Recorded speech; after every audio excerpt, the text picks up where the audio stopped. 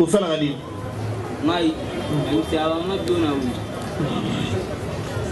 Ça va. Naomi Likenza. Imboulate, mais aux ans à 16 ans. 16 ans encore, yango compte en gondengenin. 16 ans au compte en à partir de quelle année? Moi, 1999. Aux ans, moi, 1999. Moi, 1999, les lois ont 16 ans. Hein? Habité pour la Tangate. Habité pour Tangate. Comment papa na yo nani? Comment papa na yo Bosco? Comment Azali? Azawat. Azawat. Comment maman na yo nani? Maman Brigitte. Nani? Brigitte. Brigitte. Azali? Azali. Afandi wapi? Namakala. Namakala.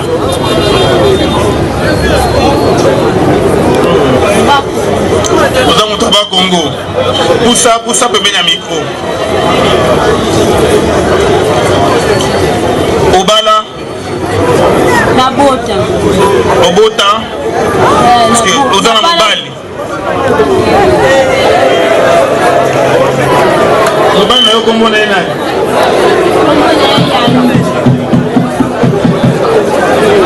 Mobali na yo kombo na ye nani? Mobali na nga kombo na ye Yannick. Yannick nani? Yamboka na habité. Ye mutabotisi yo wa? Ye mutabotisi na mwana. Mwana ngo aza na mbula boni? Aza na 3 mois. Aza na 3 mois. Aza wapi? Mwana nga kota aza na habité. Biso akangi biso na bachinois oyo.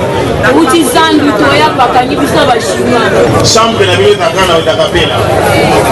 Kana chambre atembe tolaka kana otakapela bamesi. Tolaka na mesa na otakapela na bebe na bino. Camarade na yo pe alaka na otakapela. Na bamesa. Azali to akufa. Comment maman na yo nani? Mami nani? Obi kombo ya mboka mama na yo te. Obenga kaka Miki, mami. Papa pe obenga kaka Miki. Papa komei lobaka Miki. Oza mutu awapi ya province nini? Obala? Osalaka nini? Debouya osalaka nini?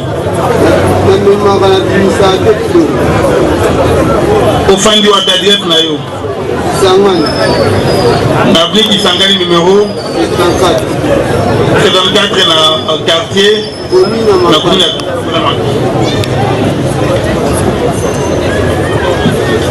Oui, monsieur le procureur, avant d'évoluer... Qu'elle est mineure, mais nous la considérons majeure. C'est à elle de prouver qu'elle est mineure. Je dis, monsieur le président. Monsieur le président, lorsque notre cliente, la prévenue Naomi, a reconnu devant le tribunal d'essayant qu'elle est mineure, et d'ailleurs la loi pour la protection de l'enfant voudrait que la minorité se précise.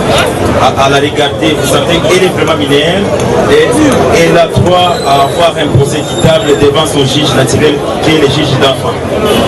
Et contre cette prévenue, bien que vous avez compris sa personnalité, elle est enfant de la rue et signifie pas nécessairement criminelle. Ça, c'est une situation qu'on peut traiter autrement. Alors, nous sollicitons du tribunal d'essayant de renvoyer la fille Naomi devant son juge naturel qui est le juge d'enfant. Le tribunal va se déclarer incompétent et par conséquent, il va renvoyer notre cliente devant son juge naturel, qui est le juge du tribunal pour enfants. Nous avons dit, monsieur le président, par rapport à cette préoccupation. La 4e primaire. La 4e primaire. Monsieur le procureur, par rapport à ces moyens, faute de réaction. Merci, monsieur le président. Ma démarche est absurde. Si votre tribunal peut faire droit à la demande, Naomi vient de vous dire qu'elle a un enfant qui a 3 mois. Faudra-t-il encore? Je vais encore retenir une infraction à charge du soi-disant mari, parce qu'il a eu un enfant avec une mineure. C'est-à-dire que je vais demander la condamnation, non seulement pour les faits pour lesquels le soi-disant mari est poursuivi, mais aussi pour viol sur mineur. Il revient au tribunal et à la défense de tirer des conséquences de ce qu'il vient de dire. J'ai dit et je vous remercie. Le ministère public ne l'a pas fait. Et aujourd'hui, nous sommes en matière de flagrance. Je ne peux pas demander à votre auguste tribunal de compléter l'instruction de l'officier du ministère public. Nous tenons, monsieur le président, que votre auguste tribunal, par rapport à notre cliente, va se déclarer incompétent et vous allez renvoyer la fille, monsieur le président, devant son juge naturel. Nous avons dit. Quoi encore? Votre président, pour compléter mon estimé confrère, c'est-à-dire que même le ministère public a des doutes sur l'âge de la fille. En conséquence, en matière pénale, il ne trouve pas pour Réo, ça veut dire le doute profite à la QC. Comme le ministère public lui-même n'a pas... Pendant l'identification de tous les prévenus, la nommée Naomi Likenza s'est présentée comme mineur d'âge. Il a déclaré avoir été né en 1999.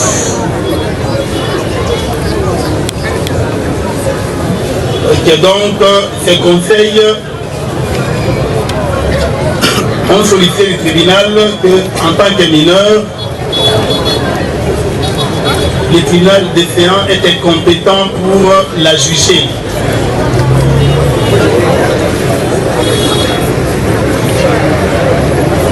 Ayant la parole, le ministère public a soutenu que la prévenue n'a pas démontré qu'elle était mineure et par conséquent, elle est majeure. Pour sa part, le tribunal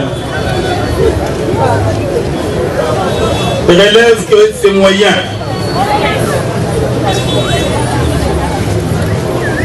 a été soulevé depuis l'officier de l'état civil qui a acté les déclarations de la prévenue Naomi qu'elle était née en 1999.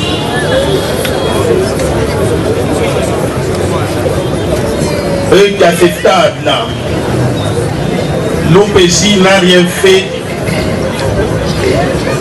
pour apporter un argument contraire, c'est-à-dire prouver que Naomi était majeure. Qu'ainsi, conformément à la loi, l'article 110 de la loi portant protection de l'enfant, qui stipule qu'en cas de doute, la minorité prévaut. Que de ce qui précède, le tribunal constate qu'il y a un doute qui plane sur l'âge de Naomi. Il ordonnera quant à ce la disjonction de poursuite par rapport à Naomi. Par ces motifs, vu le code de procédure pénale, vu la loi portant protection de l'enfant, vu la loi portant organisation et fonctionnement et compétence des juridictions de l'ordre judiciaire, le ministère public entendu se déclare incompétent et ordonne la disjonction de poursuite à l'égard de Naomi Likenza en tant que mineur d'âge et devra être jugé par son juge naturel qui est le juge d'enfant. Ainsi jugé prononcé par le tribunal des séances à l'audience de séjour à laquelle siégeait la présente composition. On la met de côté. Ville de ce nom et capitale de la République démocratique du Congo, en date du 3 août 2016 dans la commune de Kalamou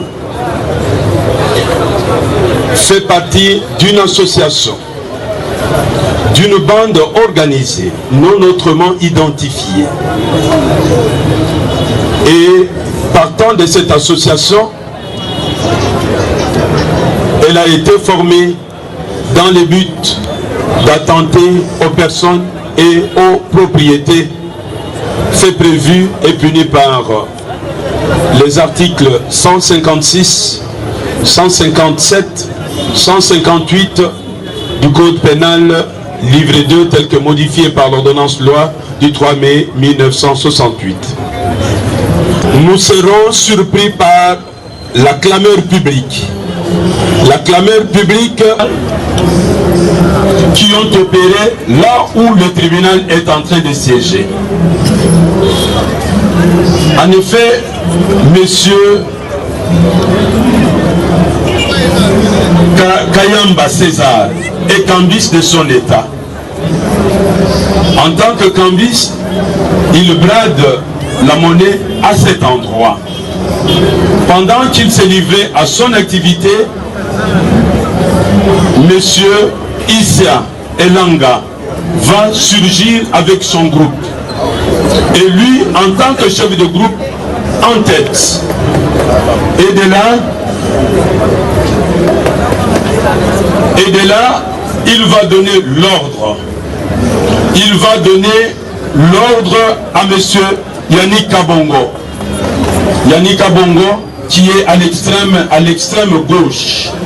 Yannick Kabongo muni de cette machette, monsieur le président. Yannick Kabongo va faire sortir sa machette. Il va se mettre à menacer monsieur Kayamba César pour lui ravir à peine $50. Et quand Yannick, plutôt César, puis de panique, il va crier au secours. Et lorsqu'il va crier au secours, va surgir Bayinamole, qui est un élément des FARDC. Et quand il va surgir, en dépit de tout cela, avec un sang-froid, ils vont ravir aussi le téléphone du militaire, ils vont blesser le militaire, monsieur le président. Tels sont brièvement, monsieur le président, les faits de la cause, et nous les faisons passer en procédure de flagrance conformément à l'ordonnance du 24 février 1978 qui prévoit la répression des infractions intentionnelles flagrantes, étant donné que les faits ont eu lieu hier, pendant que votre tribunal était en train de siéger, votre tribunal était saisi, mais il a été difficile de pouvoir instruire la cause étant donné qu'il faisait nuit.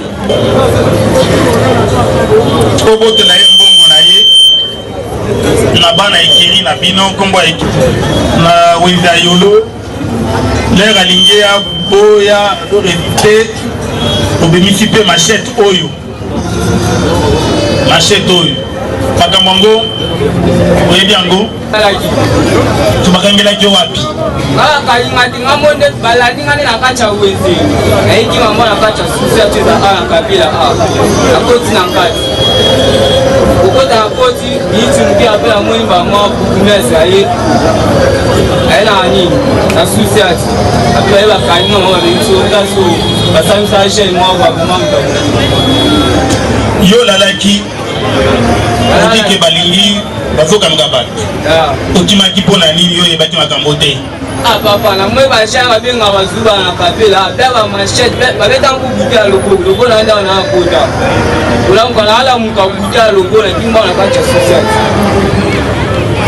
yo za basulunde bikiri sulu ezalakao yo za karakeri nini ana ikirite mana ku washina kwa mbongo yo za courageux oloka mbongo kasi bolari oyebi ye ndenge nini ebani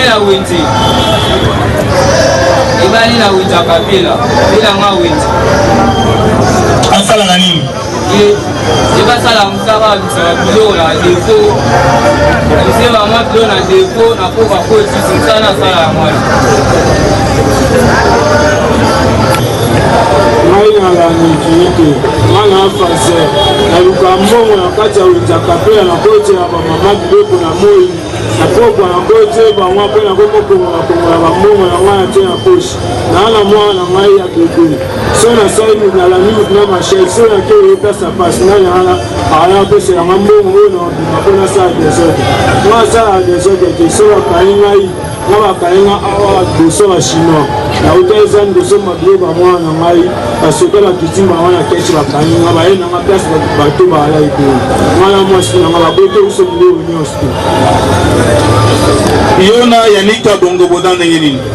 Yannick Kabongo nga nayebi ete peti na ngai alaka na kati ya wenze ya kapela ere moko natindaka ye te esembelanga boye salelanga boye nayebi etaki peti na ngai tomesana na ye nini me makambo oyo asalaka nga nayebi yango te oyo nga mpe nasalaka yebi te nga akotela nde bamama biloko bamama tu baza baotemoye nano oyoka makambo ya Yannick Kabongo te nayebi makambo nayebi te boza bato ya ekiri moko toa ekiri moko te ngai ne yaboye ala na ekiri te nga nalaka na mwasi na ngai nakekota makambo ekiri leyo so nake na place ya pasi bapara na nga baya na mbongo te oyo ya kopesela ngai na bima nayebi mpe loyo te ngai na mwasi na ngai ti tokomi awa naokompone mpe eloko bakangeli ngai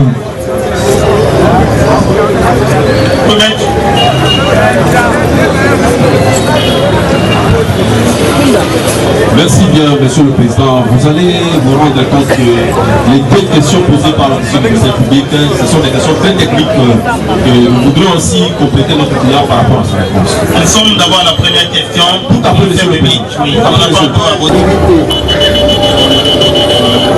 Yo dans la vérité. Baganga John Nengeni. Bakanga na pousse. Autant que ça rapousse. Je pousse en haut d'Awat. Et dans la Gatawi. Et ça n'a gagné la Gatawi de Yolo. Yoda Gérard Bapous. Baye bio boy. Na ya bio. Batu baye bio na wenje tu baye bio. Tout débaucher bateau. Pour donner moi la bombe retardée. Mais nous mettons des attaques à ce niveau pour pas cause. Alors on tire pas cause. On est votre team méga à Bakoui. To bengana bango mettre pour le cas marché. Quand mettre on va regarder ya to tumbaka. Na comme ça à 40 filles. Wana na bibi privé na ta na moi c'est aider. Ana la gana witan. Na mona kae wana nda kombo ka wana na mamuno sasa ya kujuna ebite. Voilà. Oui, vanité le côté à witan.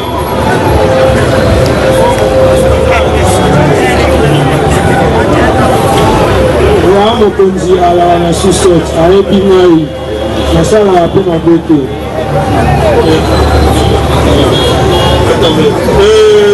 Kopesi kasi ifia elanga oyebi yaka efe elanga oyo nayebi ye na nkombo ya sede na kati ya wenze ali puspuse ata puspuse na kati ya wenze asalaka nini lisusu akombokaka wenze mpe aza puspuse bandao nga nayeba ye na koloba ya soti na miso ya nzambe nzambe ekolaka omona nazwa na likambo ya moyibi te ya komina te me namonaka ye kaka na kati ya wenze wana kasi Yannick Kabongo yoza lufaka Emmanuel nayebi ye talaki na kati ya wenze na makambo ya mike ya moyibi oyo oyo tokoba bosolo nde yango ezali bosolo na oyo oyebi ke moyibi opeji mokonzi bapreveni oyo bakangaki bango na societe na bino bon bango lokola bazalaka bayaki misato oyo bayaki kobombama na kati ya suicide na biso mpe bamoni basi basalika mabe na bango nde bakimi baye kotema pene ya porte ya biro ndenga na bengi bango tata na kati pona eba kisuka na ngo ba ko luka bango na bengi basalaki bon bango mabe basalaki bakende ko il y a un certain monsieur abengaka Satan monsieur abayeba na bango basalaka so bayibaka mais monsieur andaki na groupe bato bakona kata we so ka paraxamé pili mama za oganga ndete binta ndo olanda bango poto ka ba ko tia kimia toye ko kuta na sona bango na porte bureau alaki oyo alati tricot ya rere nde bango misato ta baposition bayebi bon parmi bato bafandaka na kati ya wenze oyo baseme des ordres oyo ntango bamona nanu awa bango nde bakoyapaninga balingi bango oyibisa mokonzi na mwa geste na osala ezalaki oyo kombo na ye tobengaki na ozwa yebenge na kombo ya tétanos oyo kombo cd oyo nde kombo ne kino lelo nayebaka te me namonaka ye kaka. Oui, comparer le prévenu Bolario. Oui, on a glorifié d'abord Nzambe. Malobi, lobo kama bende bakataka. O ezambo ma bende bakataka. Na sepeli na oeleki. Mais loko mona na loba na bandeko nyonso bo batikali. Na bandeko baza awa, na ba Rolanda. Et loko o ekoleka awa. Eza loko aliteya. Eza lokola mutu atali yango te azu yango à la légère. Eza lokola aliteya. Na mbanzi na moni bandeko basi bazali wana, ndeko mibali pe bazali wana.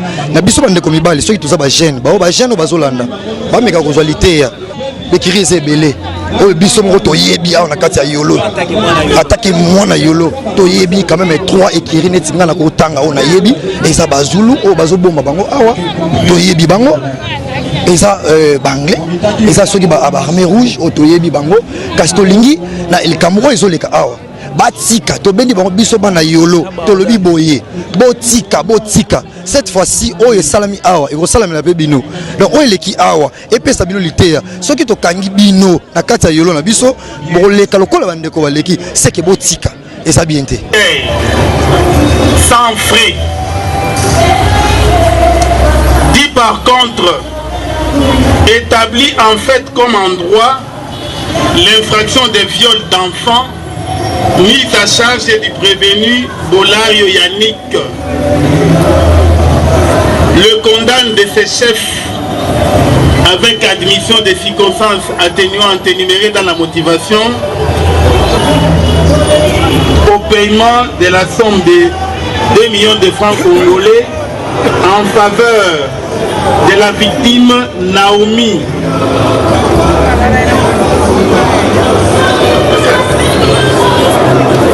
Condamne enfin ainsi jugé et prononcé par le tribunal de grande instance de Kinshasa Kalamu en son audience publique de séjour et l'assistance de monsieur Bernard Ngansiba greffier. Tribunal et Katiboy. Et Sambisi et Monique Bato Oyo ici à Elanga. Yannick Kabongo. Bolario Nalu Saka. Makamo bafundela ki bango eza nango te. Etiki bango.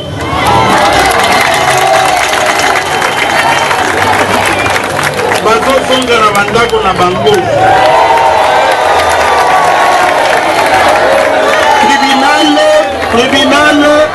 Tribunal est condamné Kaka Bolario Yannick. Et condamné Bolario Yannick pour la nini pour Azwaki mwana batwata nano mwana muke. Yangwana est condamné à cause de la prison.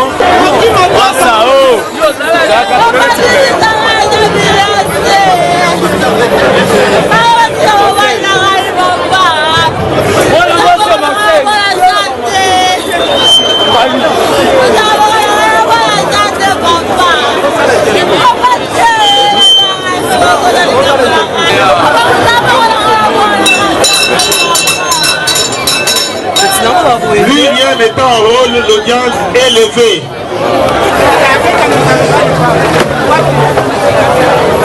Bon, kombo nanga naza maître Anaclé Tshishiku, naza avocat ya baro ya Kinshasa Gombe.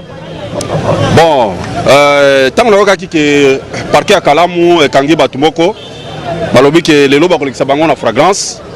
Bon, dès la saga de bureau ranga, na lobi que na kendena na talande ni ba osam sa bakambo ya fragrance. Tant na komi wana be tribunal a commettre ngai ya lobi que non bato bazana ba avocat yango to